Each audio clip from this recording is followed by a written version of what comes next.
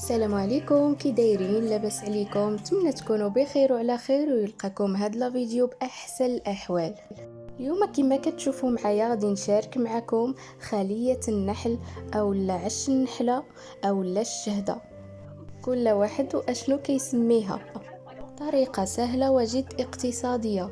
مهم بقاو معايا نشوفوا المقادير وطريقة التحضير. فالمقادير غادي نحتاجو لجوج كيسان ديال الحليب يكون دافي، ودائما كنعبرو بكأس العنبة.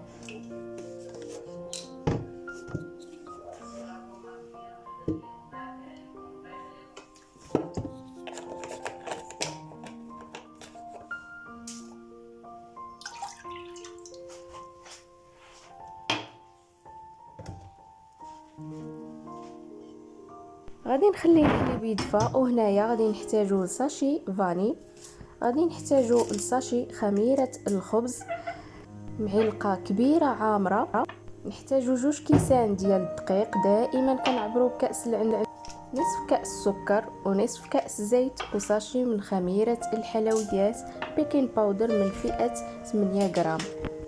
كذلك غادي نحتاجو من حليب بودرة، غادي نحتاج معلقة كبيرة عامرة.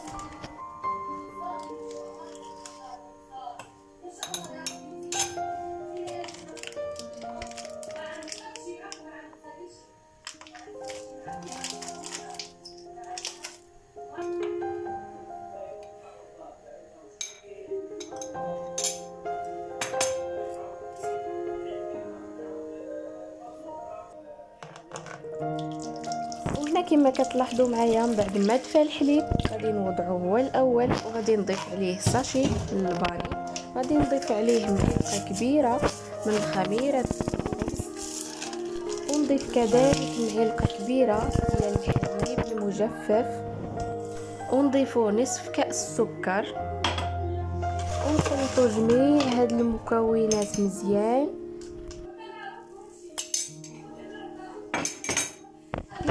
معايا غادي نخلط جميع المكونات، وفي الاخير غادي نضيف جوج كؤوس من الدقيق ونخلطهم مزيان حتى كينسجموا لينا جميع العناصر والمكونات، وغادي نغطيهم بالسلوفان مزيان، وغادي نخليهم 15 دقيقه حتى ل 20 دقيقه حتى كيتفاعلوا جميع المكونات، ونرجع معاكم.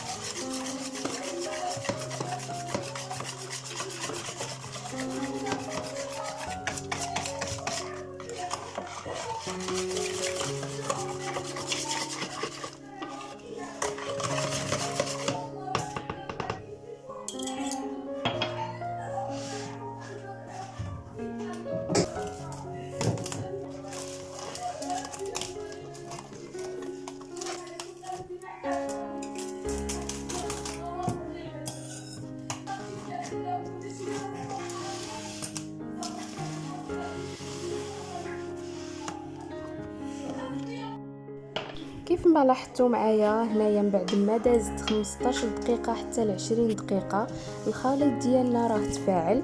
غادي نضيف له نصف كاس زيت النباتيه طبعا، وغادي نضيف له كيس من خميره الحلويات بيكين باودر 8 غرام، غادي نضيف له شي شويه ديال الملح وجوج كيسان ديال الدقيق. خاص العجينه تجينا لينه، تجينا رطبه بزاف كتلتصق في اليدين.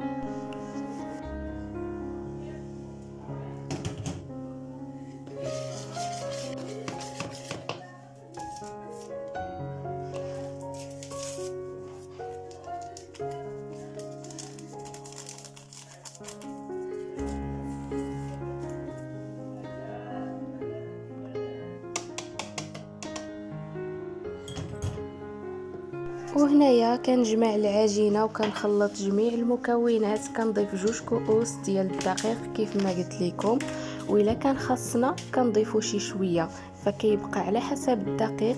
كاين اللي كيشرب كاين اللي لا. فهنا كيف ما لاحظتوا درت 2 كيسان وضفت شويه، فضروري ما خصنا تجينا العجينه بحال هاد الطريقه كتلتصق في اليدين هكا باش تعرفوها انها ناجحه معكم.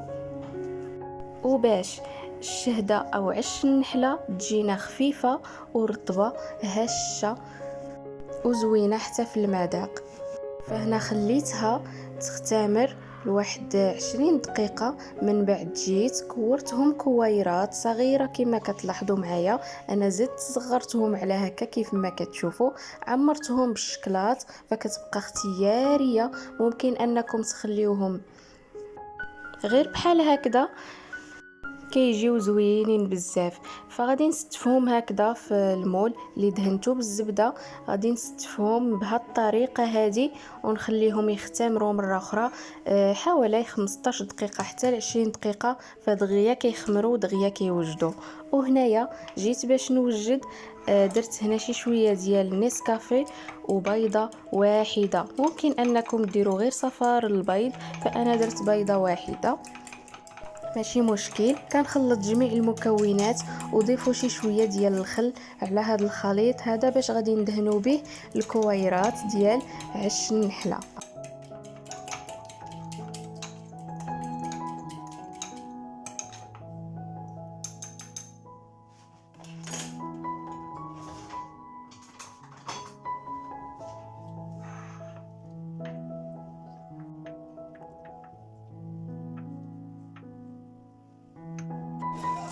وهنايا من بعد ما خمرت العجينه مره اخرى دازت 15 دقيقه حوالي حتى ل 20 دقيقه.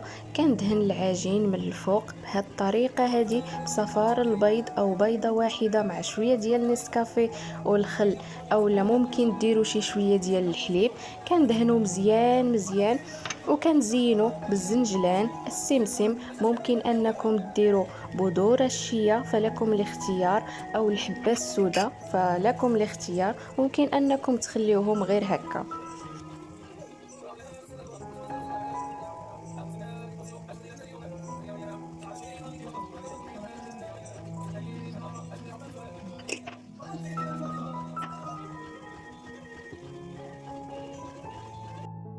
وكما كتلاحظوا معايا دابا غادي ندخلها للفران طيب على نار تقريبا 170 حتى ل 180، فكيبقى على حسب الفرن ديالكم. فغير بقاو حاضين معها دغيا كطيب ونحمروها من الفوق طبيعه الحال. وهذه هي النهايه.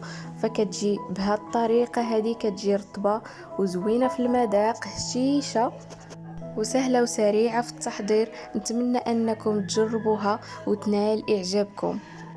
فكيف ما قلت لكم ما كتاخدش ليا نهائيا الوقت ودغيا كتوجد. وكيف ما لاحظتوا معايا بمقادير اللي هي جد بسيطه وسهله وكتجي رطبه كما قلت لكم. فنتمنى انكم تجربوها وتنال اعجابكم. فخليوا لي تعاليقكم زوينه. شكرا لكم بزاف ونقول لكم حتى الفيديو الجاي ان شاء الله. السلام عليكم.